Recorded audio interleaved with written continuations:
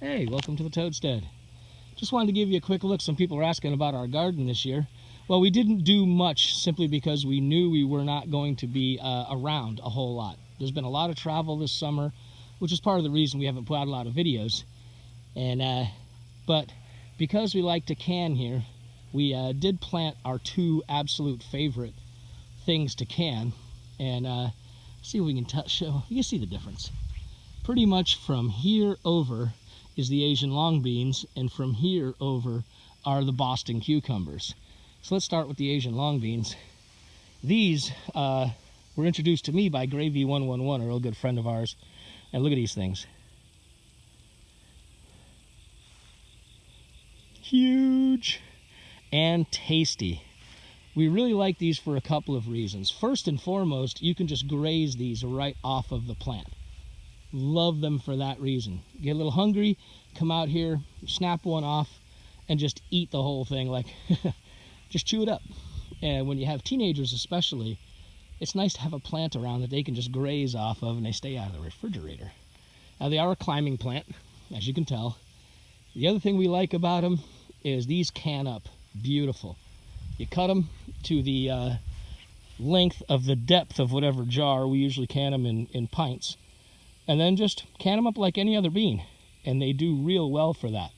They're also great for the seeds. This particular group of plants is the third generation that we have grown on the Toadstead. I got my seeds originally from Gravy. And every year we've taken some. Here's one, it's a good example. That's gone a little too far. Look at the size of that thing.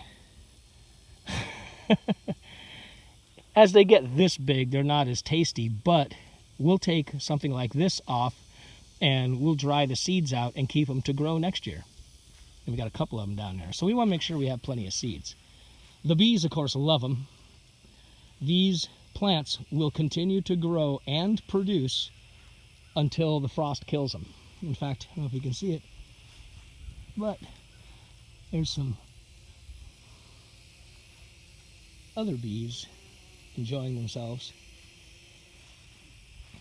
Now, the last cool thing about these, now we live down in the deep south, not far from the Gulf Coast, and we have a fire ant issue. These plants are pollinated by ants. So you can, and we have in the past, you know, out here on the Toadstead, every once in a while, we'll come up with a big mound of fire ants. Now you can, let's say the fire ant hill is someplace where you're not too worried about it being, but you just don't want them, or you want to mark them. You can take a couple of these tomato rings. Let me show you over here on the cucumber. You've seen these, the circular ones you stick in the ground. You put 3 of those around a fire ant mound, you know, about a foot away, and plant these buggers. The ants pollinate the snots out of them. You get something to eat. And then, of course, you've marked a big fire ant hill. It's an option to trying to chase them out of your yard into your neighbor's yard, which is what we do around here. Now, the Boston cucumbers.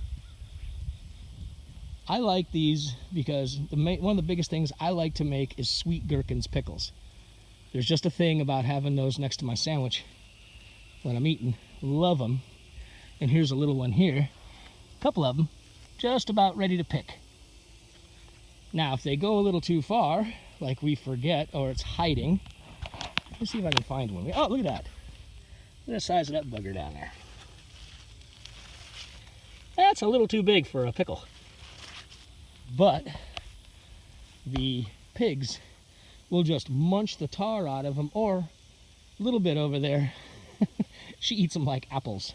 So again, she grazes right out of the garden. It makes it nice. Here's another little one just about getting ready to get picked for pickles. And as you can see, they're flowering. This video is being shot in late August. And they're just flowering, and they'll keep going, they'll keep going. We do have some kind of little pest. We get that every year. If you know what it is, let me know. It's never caused the plants to die. Just caused them to look a little icky. The yellow, you see the yellow discoloration in the holes in the leaves. Something's chewing on the leaves, but there's still plenty of blooms.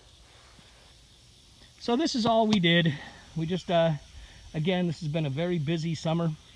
We do a lot of other things we simply can't share.